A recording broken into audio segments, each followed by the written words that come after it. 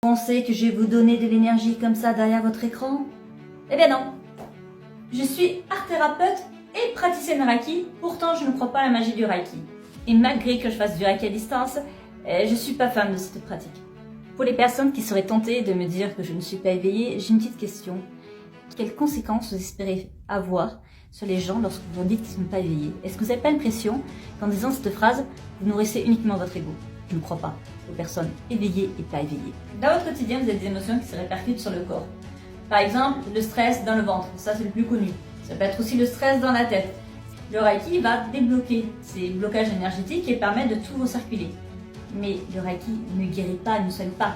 Et si vous avez quelqu'un qui vous le dit, sachez que c'est illégal ce genre de propos, et tant mieux parce qu'on n'est pas médecin.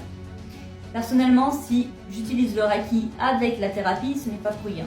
C'est parce que des fois, lors de séances en art-thérapie, je me rends compte que les personnes ont du mal à se détendre, qu'il y a quelque chose qui ne va pas, et dans ce cas, je propose de basculer en Reiki.